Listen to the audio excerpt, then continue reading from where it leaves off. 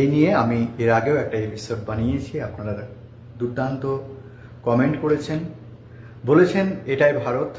আজকের দিনে ভারতে যারা ধর্মকে ভিত্তি করে বিষ ছড়াতে চাইছে বা ছড়াচ্ছে, এটা শুধুমাত্র রাজনৈতিক স্বার্থ হাসিল করার জন্য। এরা না কোনো ধর্মের না মানুষের। তাই এই মুহূর্তে ভারতবর্ষের আপামর জনসাধারণের সবচাইতে সুন্দর একটা মুহূর্ত মানুষ মানুষের জন্য এই কথাটাই প্রতিষ্ঠান করার। আজকে আমরা যে দীপক কুমারকে দেখলাম, সে শুধুমাত্র উত্তরাখণ্ডের নয়, সে শুধুমাত্র ভারতের নয়, গোটা পৃথিবীর সেই মানুষ যে মানুষ পৃথিবীর সমস্ত মানুষকে মানুষের কাতারে দাঁড় করাতে পারে। যখন বাংলাদেশে কোনো ঘটনা ঘটে, সেটা যেমন দুর্ভাগ্যজনক, সেটা ভারতের মাটিতে কোনো মুসলিমের উপরে অত্যাচার হলেও সেটা দুর্ভাগ্য এবং ভারতের আপামর জনসাধারণের লজ্জা, সেটাকে বুক পেতে নিয়েছে এই মোহাম্মদ দীপক। না, তার নাম মোহাম্মদ দীপক না, তার নাম দীপক কুমার। কিন্তু সেই সময়, যে সময় ওই বৃদ্ধ প্রায় 70 ঊর্ধ্ব বয়স্ক মানুষের উপরে চড়াও হয় এক শ্রেণীর বজরং দলের মানুষ, এদেরকে আমি হিন্দু বলি না। এরা উগ্রতা ছড়ায়, এরা বিষ ছড়ায়, এরা কোনো একটা পার্টির লেঠিল বাহিনী। হিন্দু আমার বন্ধু। হিন্দু বলতে গেলে আমরা বুঝি সেটা তার ধর্মের বিশ্বাস, সে জন্মসূত্রে পেয়েছে। সেটাকে কিভাবে আচার ব্যবহার করবে সেটা একান্তই তার ভিতরের বিষয়। আমি মুসলিম ঘরে বিলং করেছি, আমি মুসলমান, আমি কীরকমভাবে আমি ধর্ম আচরণ করব আমার একান্তই নিজস্ব। এটা যখন কোনো রাজনৈতিক নেতারা ব্যবহার করে এই ধর্মটাকে, তখন এই ধর্ম আর মানুষের থাকে না, হয়ে যায় পলিটিক্যাল খেলা। আর এই খেলায় মেতে উঠেছে ভারতবর্ষের পলিটিক্স। এই মুহূর্তে দাঁড়িয়ে গোটা ভারতবর্ষ নয়, পৃথিবীর অনেক দেশে এই দীপক কুমারের কথা হচ্ছে, দীপক কুমারকে নিয়ে চর্চা হচ্ছে। শুধুমাত্র পশ্চিমবঙ্গ, উত্তরাখণ্ড, উত্তরপ্রদেশ বা পশ্চিমবঙ্গ, গোটা ভারতবর্ষের যতগুলো স্টেট আছে এইগুলোতে আলোচনা হচ্ছে এটা নয়। অর্থাৎ বিষ বাষ্প যখন বাতাসে ছড়িয়ে পড়ে, তখন প্রত্যেকটা মানুষেরই শ্বাসকষ্ট হয়। এই মুহূর্তে আপামর ভারতবাসীর যে শ্বাসকষ্ট হচ্ছে বিজেপির এই বিষাক্ত ধর্ম ব্যবসায়, আমরা প্রত্যেকেই শ্বাসকষ্টে কষ্টিত হচ্ছি। স্বাভাবিকভাবেই আমরা কিন্তু এখান থেকে মুক্তি পেতে চাইছি। আর মুক্তির দিশা যখন দীপক কুমার, মোহাম্মদ দীপক নামে উঠে আসে, তখন আমরা শান্তির নিঃশ্বাস নিতে অত্যন্ত স্বাচ্ছন্দ্য ফিল করি। এই দীপক কুমার কিছুদিন আগেও এই সোশ্যাল মিডিয়ায় কিন্তু চর্চিত ছিলেন না। আজকে দীপক কুমারের কাহিনী শুনে নারী পুরুষ নির্বিশেষে, ছোট বাচ্চা থেকে বৃদ্ধ, সকলেই বলছে হ্যাঁ আমরা এটাই তো চাই। বয়স্ক মানুষেরা বলছে একটা সময় তো এইরকম কোনো গল্পই ছিল না। আমার দীর্ঘদিনের যে বন্ধু, মুসলিম বন্ধুটা ছিল, তার মৃত্যু শোকে এখনো পর্যন্ত আমার বুকের ভিতরটা হু হু করে কেঁদে ওঠে। এখনো পর্যন্ত একজন মুসলিম বৃদ্ধ বলে যে আমার যে হিন্দু ক্লাস ফ্রেন্ড ছিলেন সে আজকে আমাদের মাঝে নেই। এখনো পর্যন্ত আমার বাবার মুখে গল্প শুনে আমাদের স্কুলের শ্যামসুন্দর স্যার, এখনো পর্যন্ত তার চেহারাটা মুখের সামনে ভেসে উঠলেই মনে হয় যেন সাক্ষাৎ আমি আল্লাহর ওলির সামনে দাঁড়িয়ে আছি। এটাই তো ইনসান, এটাই তো মানুষ, এটাই তো হওয়া দরকার ভারতের। আমাদের সংবিধান এটাই তো শিখিয়েছে। আমরা যারা এই মুহূর্তে বিভিন্ন জাতি ধর্ম বিভাজনে বিভক্ত হয়ে পড়েছি, এটা শুধুমাত্র এক শ্রেণীর রাজনৈতিক নেতাদের সুবিধার জন্য করছে। আমাদের বোঝা দরকার।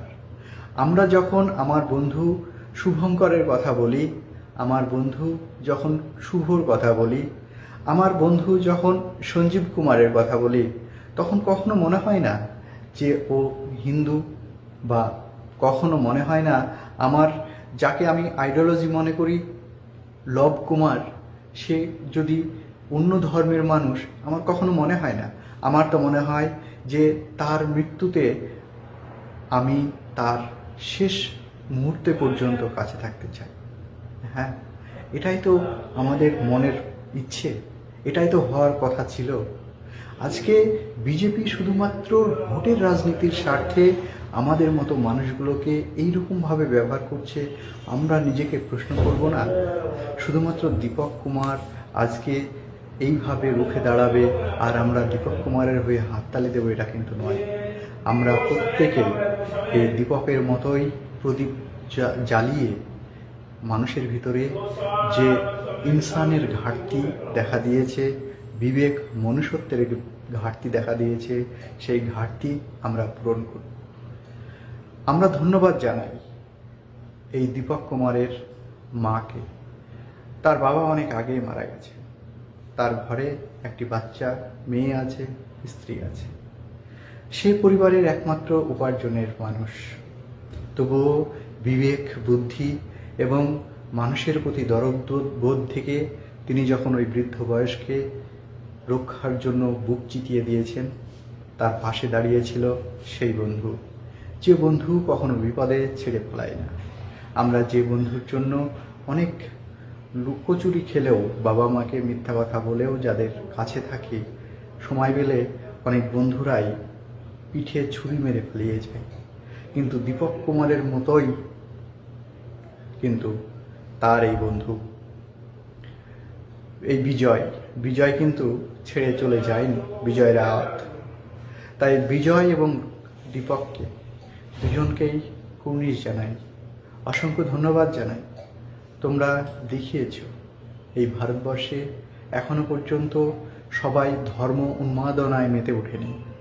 ভারতবর্ষব্যাপী প্রত্যেকটা মানুষ এখনো পর্যন্ত ধর্মের আবেগে ডুবে যায়নি। ধর্ম নিজের হৃদয়ের মস্তিষ্কের ব্যাপার, কিন্তু আমার ধর্মকে অন্য কোনো ধর্মের মানুষের উপরে চাপিয়ে দিয়ে তাকে জোর করে অত্যাচার করা, নিগ্রহ করা, এটা কখনোই কাম্য নয়। সত্যি আমি যতবার দেখেছি এই দীপক কুমারের মুখটা, চেহারাটা, আমার মনের ভিতরে বারবার জেগে উঠেছে। সত্যিই তো স্বাধীনতা সংগ্রামী নেতাজি সুভাষচন্দ্র বোস, বিবেকানন্দ, আমাদের সবচাইতে কাছের মানুষ মহাত্মা গান্ধী এই অহিংসার পথেই তো চলেছিলেন। তিনি বলেছিলেন, হিন্দু, মুসলিম, শিখ, ইসাই সকলের জন্য ভারতবর্ষ হবে। আমরা কেন এই ঊনবিংশ শতাব্দীর 2026 সালে দাঁড়িয়ে বিভিন্ন ধর্মের বিভাজনের মধ্যে এক শ্রেণীর রাজনৈতিক নেতাদের শুধুমাত্র করে খাওয়ার জায়গা করে দেওয়ার জন্য অন্য ধর্মের মানুষের উপরে হাত ওঠাচ্ছি? হাত নামানোর সময় এসেছে বন্ধু। আমরা কখনো ধর্মের উদ্দেশ্যে রাজনৈতিক ফয়দাকারীদের সহযোগিতা বাড়িয়ে দেওয়ার জন্য একজন মানুষ হয়ে আর একজন মানুষের উপরে কখনো চড়াও হব না। আমরা ধর্মীয় বিভাজনে বিভক্ত হব না। এখন শপথের সময়, যারা সংবিধানের শপথ নেয়, যারা ধর্মের নামে শপথ নিয়ে সংসদে যায়, মুখ্যমন্ত্রী হন, বিভিন্ন ধরনের পজিশনে যান রাজনৈতিক, তারপরেও তারা যখন মানুষের কাজে না লাগিয়ে তারা বিভিন্ন ধর্মের মধ্যে বিষবাষ্প ছড়ায়, তাদেরকে ঘৃণা জানায়। স্যালুট দীপক কুমার।